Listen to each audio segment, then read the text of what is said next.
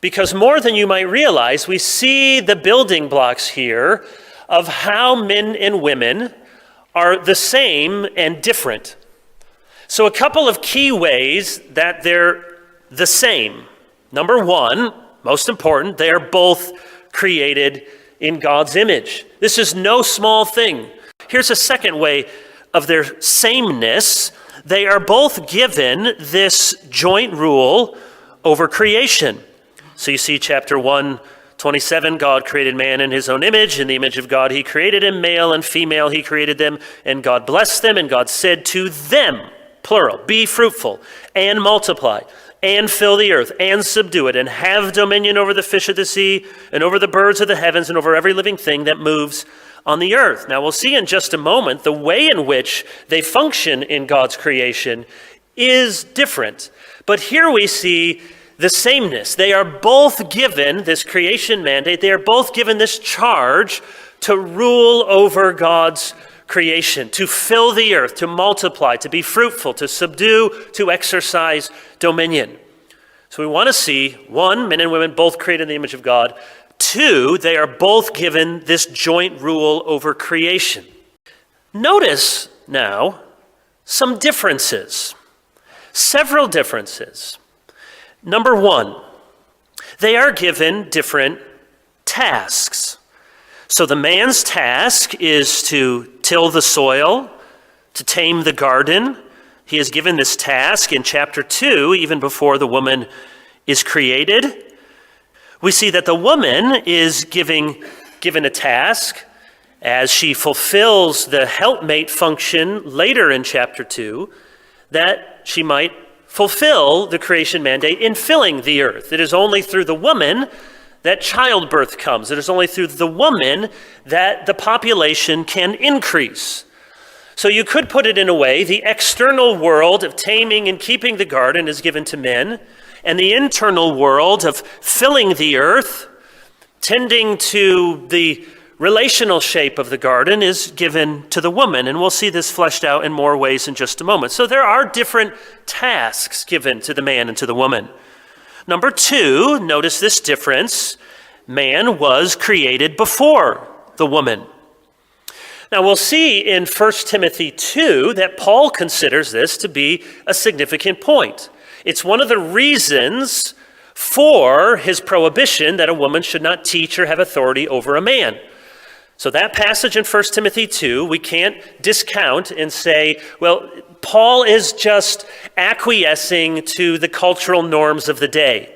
Or maybe the situation in Ephesus was very unique. No, the situation in Ephesus was very normal with any other Greek or Roman city. Paul specifically anchors his prohibition in 1 Timothy 2 in the created order. He does not say, this is the way that we do things, and so in order to keep the peace, we ought to maintain these strictures. No, he goes back and he says, for the man was created first.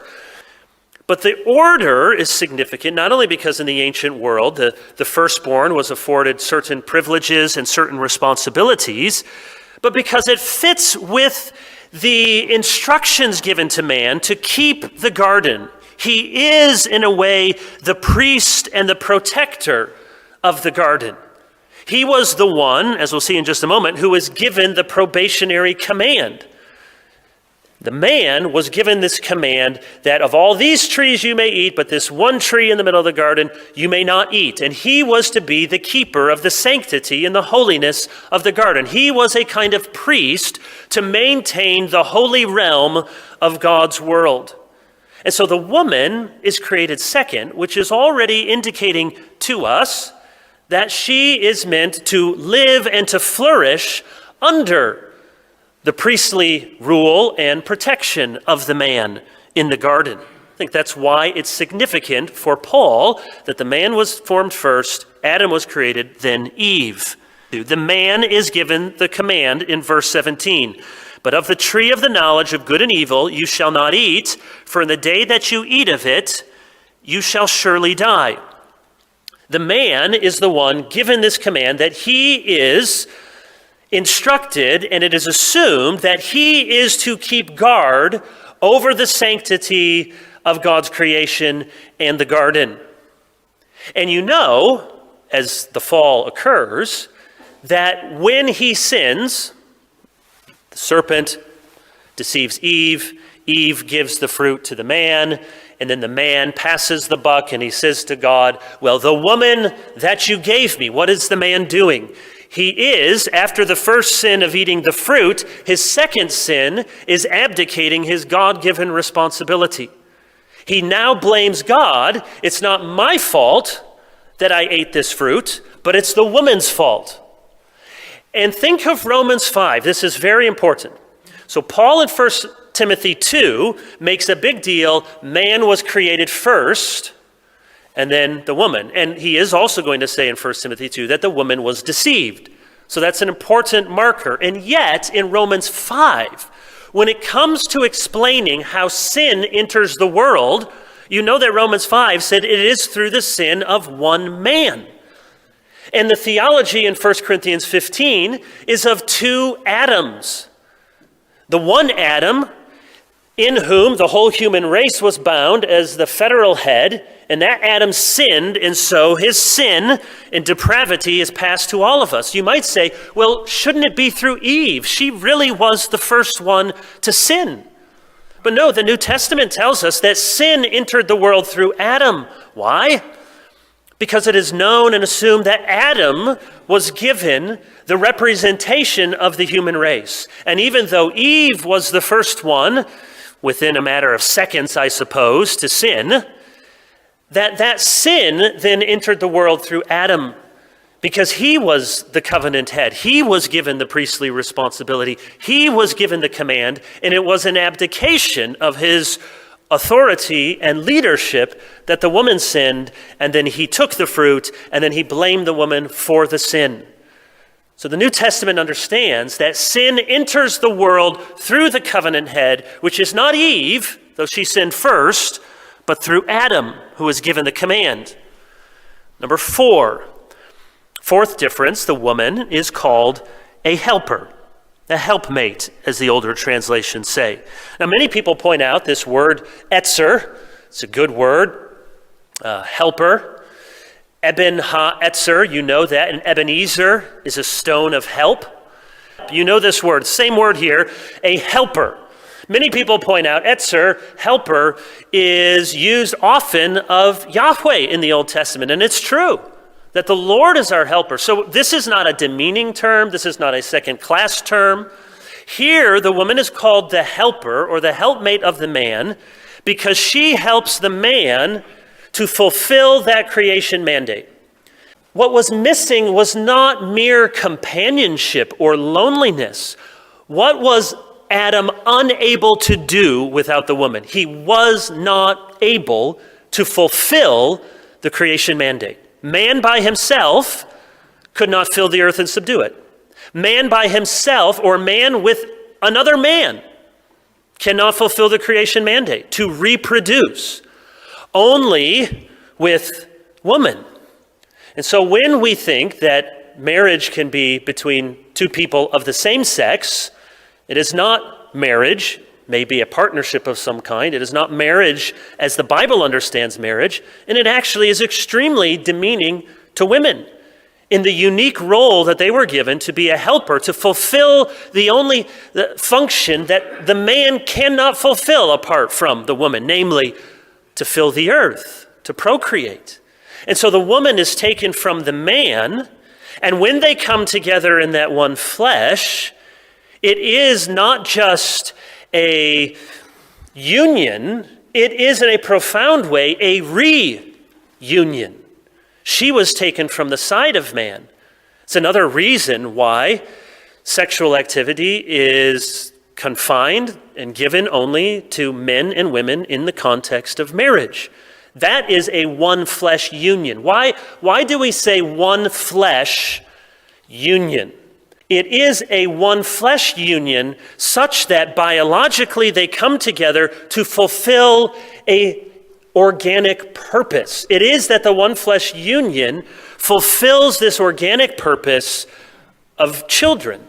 So the woman is a helper for this unique purpose. Notice another difference. Number 5, man was given to name the animals. Naming is an exercise of leadership and authority. And it was given to the man, and then the man looks and gives the name to his wife. This is Isha, for she was taken out of Ish. This is woman, for she was taken out of man. 6, they were created differently. The man was created from the ground, and the woman from the side of man. And then think about the way in which they experienced the curse in chapter 3. The man and the woman each experienced the curse relative to their unique function, which is related to the way in which they were made. So cursed is the ground, and the man now will work by the sweat of his brow, and there will be thorns and thistles. In other words, the man's unique realm to keep and to till the garden now will be frustrated by sin. And the woman, famously, now in pain you will experience childbirth. So her unique realm in the home, and when I say unique, I don't mean solitarily. The woman ought never to do anything out of the home. We have to realize that when we think, people will ask me, well, Pastor, can a wife work outside the home? First of all, we have to understand that is a very post-industrial revolution, very modern question, because for most of human history, there wasn't outside the home. You didn't go and drive to a factory. You didn't go and drive to the city to work somewhere. For most of human history, the whole family is on the farm, and the woman is busy at work, and the husband is busy at work. So that's an artificial distinction. So I don't mean that a woman ought not to get a university degree. I hope my daughters go off to university. I do not mean that a woman can't do something, quote unquote, outside the home. What I do think Scripture teaches, and we see this later in Titus chapter 2, when the older women instruct the younger women to be busy at home, that there is a unique sphere of responsibility, that whatever else a woman might do at different seasons of her life, she ought not to neglect this primary responsibility, which is as a keeper of the home and the nurturer of children. So the curse affects the woman in her primary sphere of responsibility and unique role, which is the bearing of children. So that's different, how they were created from the ground, from the side, and then the way in which the curse affects them. Notice, finally, number 7, somewhat surprisingly, at the end of chapter 2, we read, "Therefore a man shall leave his father and his mother and hold fast to his wife, and they shall become one flesh." So the leaving is described on the man's part. Genesis is giving us a bigger picture of how men and women relate to each other and to their worlds, that we see it is to the man the tasks of naming, taming, ruling, and to the woman the tasks of helping, generating, establishing.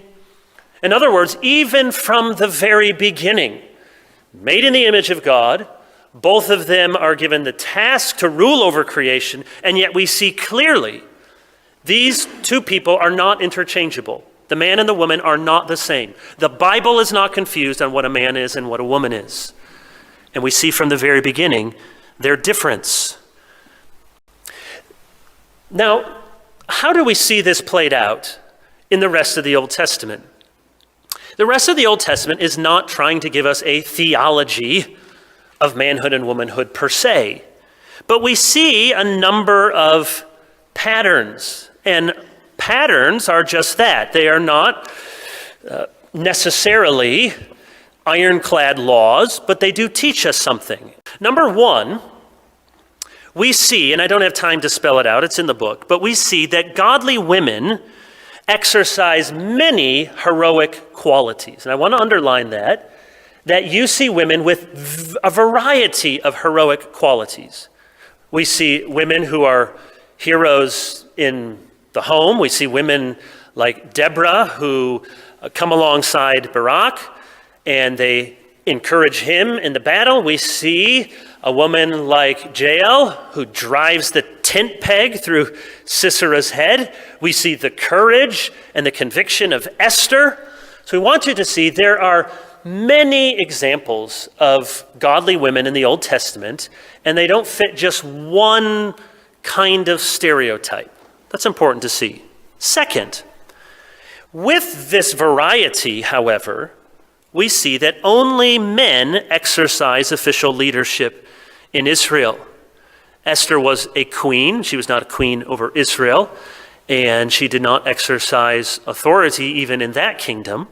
We see that Deborah was a prophetess, but it was a private speech. People came to her that they might receive a word, and she was very deferential to Barak. In fact, it was considered something of a slight against his character that he would lean so much upon a woman. So there are various, not even exceptions to the rule, but different ways in which the rule is played out, and yet there are no examples in the nation of Israel of priests who are women, or prophets, the thus saith the Lord written prophets who are women, and any of the monarchs that are women are, in the case of Israel, a judgment upon the nation. Athaliah, Jezebel, her influence on Ahab, Athaliah as the queen mother who tried to kill all of the children and grandchildren so that she could maintain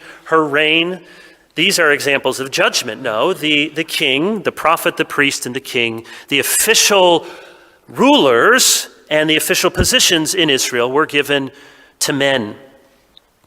We see men, in too many instances, mistreating women. We also see in some instances women who are a bad influence on men, like Jezebel, for example. We see many cases of godly women, and in fact, if you were to just think in your mind right now, just if you had to jot down some of the women heroes in the Old Testament, almost all of the names that you would come up with, at least part of their heroism was in their godly support and encouragement for men and for children. Rahab hid the spies. Ruth with Boaz and the children that would come from them. Abigail, who was married to a worthless man, and then she helped King David. The women married to the patriarchs, who were sometimes examples of mistrust, distrust, and sometimes great examples of faith. So many of the examples in the Old Testament are of women who are fulfilling that creation order in helping and assisting and coming alongside husbands and men. And then a final pattern, notice how many times women in the Old Testament find pain and purpose with childbirth and the raising of children. When you encounter a barren woman, now that's from their perspective, we know more medically that it's sometimes the man, sometimes the woman, but from their vantage point, the woman, they said, was barren. She could not have children. When you encounter a barren woman in the Bible, almost immediately you ought to think something amazing is going to happen, because almost every occasion the Lord intervenes in a dramatic way to give them children. We see with women throughout the Old Testament that their moments of great pain are associated often with children, with the lack of children, with wayward children, with not having children, and we see their great faithfulness and their joy when they are able to give birth. Think of Hannah.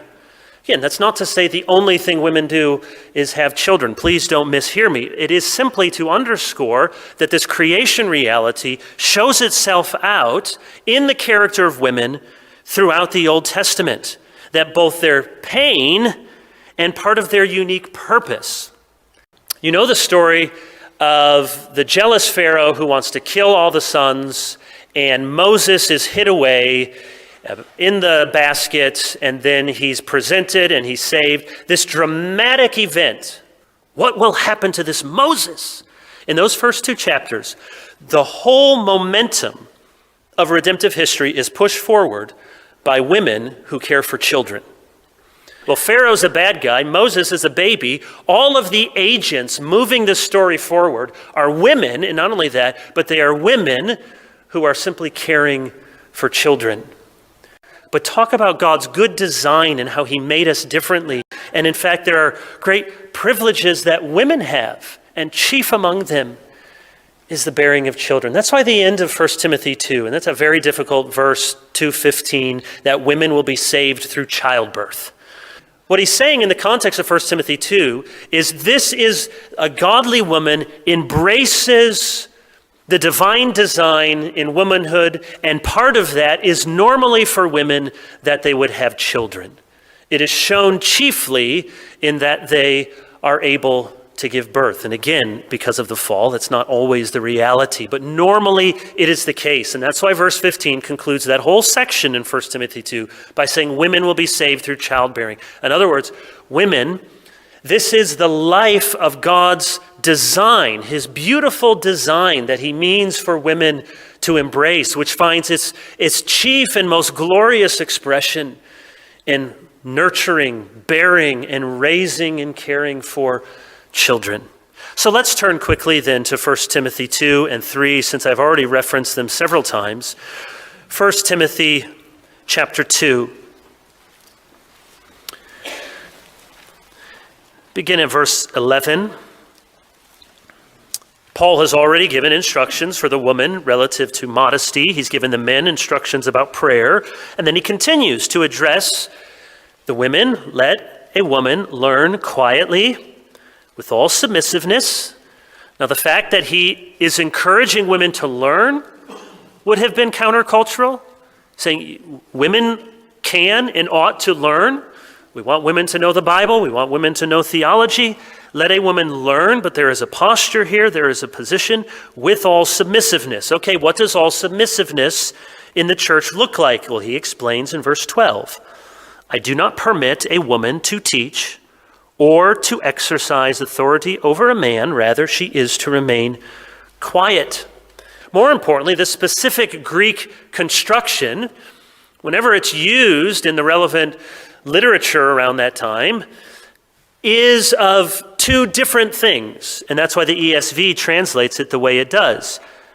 I do not permit a woman to teach or to exercise authority. It's not simply saying authoritative teaching, but it is these two tasks, to teach and to exercise authority over a man. She is to remain quiet. Those are the two things that a woman ought not to do in the church. Why?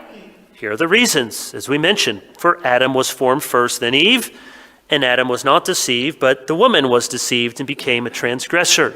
So Paul anchors this prohibition not in his cultural sensibilities, but in the created order. We haven't had time to look at the example of Jesus, but it's very instructive. Jesus famously goes out of his way to honor and to bless women. He shows women more courtesy and gentleness and gives them more attention than would have been the norm in the ancient world. He speaks tenderly to them as daughters of Abraham. He blesses them. So Jesus is not afraid to be countercultural. We can't dismiss his choice of 12 men as his apostles as a acquiescence to patriarchy. No, it is obviously with reference to the 12 tribes that now the church is the new Israel of God, and that these men will form the nucleus of leadership in the church, that quite deliberately he chooses 12 men. We know that there are other women in the broader group of disciples. We know that women are named as those who contribute to the disciples out of their means.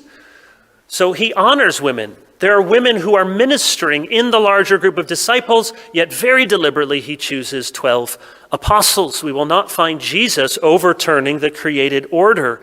And so Paul makes these same arguments according to God's design. And then in 1 Timothy 3, and here we will land the plane, Paul gives instructions, first of all, verse 1 for overseers, and then in verse 8 for deacons. What we saw in chapter 2, I do not permit a woman to teach or to have authority. Famously, the only task that the overseer is required to be skilled in is the task of teaching. An overseer, verse 2, must be above reproach, the husband of one wife, sober-minded, self-controlled, respectable, hospitable, able or apt to teach. The instructions are very similar for the elder and the deacon, but the one noticeable difference is that the elder must be able to teach. That is not given as a requirement for the deacon. Now, we want the deacons, it says, to be sound in the faith. They must be sure of the mysteries of God, so they also must be well instructed, well informed. But this particular ability to teach is a prerequisite for the elders. So the fact that the single task that is highlighted here of the elder is to teach is yet another indication that the office of elder is not given for women, because the office of elder is chiefly one of instructing, of teaching, of exercising authority. If we had time, we could show that the eldership goes all the way back to ancient Israel. That the elders, in an informal way and increasingly in a more formal way, were those who were given authority over the religious community. They were the leaders. They were the ones who made important judicatory decisions. They were the ones who were responsible. And in fact, here they are given as the teachers in the church. Then Paul gives instructions for deacons. And there are good commentaries who think that the instruction here for deacons also includes women serving as deacons, because verse 11 says their wives likewise, and you see the ESV has a little footnote, which my eyes are not good enough to read anymore, which says, or women. The word can be translated either way, gunaikos. It can be translated wives or women. If it's translated as women, it could be that Paul envisions that there are women who are fulfilling the role of in a diaconate function. Translated here as wives suggests that this is not another office, nor is it women serving as deacons, but it is an instruction in particular for the deacons' wives. Now, you say, why would the deacons' wives have these character instructions, but not the elders? Well, it's because the nature of diaconal work is going to include women. So really, in some ways, even if you were to argue that this is women serving a diaconal function, it doesn't always net out very differently, because the Bible completely opens the door for women to do diaconal kinds of work. Phoebe is famously called a diakonos. She's called a servant. So the task of serving is certainly open to men and women, diaconal work. Now, in the Presbyterian Church, where we have a high view of office and a view of ordination, like in the PCA, to be ordained is by itself to have a measure of authority in the church. So we would not, in the PCA, have women deacons, though there are various churches that have women who serve alongside the men in diaconal functions. I think our book of church order calls it an auxiliary, that there are opportunities for the women, because there is nothing in the diaconal work per se that is outside the bounds of what women would do as servants. So he's giving this instruction, I would argue, to the wives of deacons, because he anticipates that the wives of deacons are going to help the deacon husband with their work in a way that the wives of an elder, well, they still do ministry too, but they won't come and adjudicate in a session meeting. But there would be lots of occasions where a male deacon, in attending to the women in the church, it would be much more appropriate to have a woman. And so his wife will be very helpful. Or others among the women who are given these kinds of diaconal functions. I do not think it is a separate office here. There's no instruction that these women be tested first like the deacons are. If Paul were giving requirements for an order of deaconesses, you would think he would include something about their families, about being a one-man woman, which he doesn't here. The office of elder and deacon, it is assumed, a one-woman man, it is assumed that these are men fulfilling these roles. Men in the office of elder, they are given to teach and exercise authority, and then women coming alongside deacons to help in the service of the church. All of this, I hope, helps us see that by the time we get to Paul's instructions in 1 Timothy 2 and 3, we are not having something new, we are not having something arbitrary, but God's design and how things work best and how he has planned it from the beginning find expression here in the church in fulfilling these roles. And I hope that's always the case in our church, that it is a safe place and a place where women feel honored and encouraged to serve in all sorts of ways. We have women in our church. Of course, they do women's ministry, they do children's ministry, but they serve on committees, they serve in music ministry. If you were to be on our service on a Sunday morning, you would find that it is the pastors of the church who lead the service. And so it is men who are leading in prayer. It is men who are reading the scripture. It is always men who are preaching. This complementarian conviction is not heard first of all or at all as a message, women sit down, but men stand up. Men to lead in the home. Godly, self-sacrificing leadership. To give of yourselves, to wash with the word, as Paul said, your wives.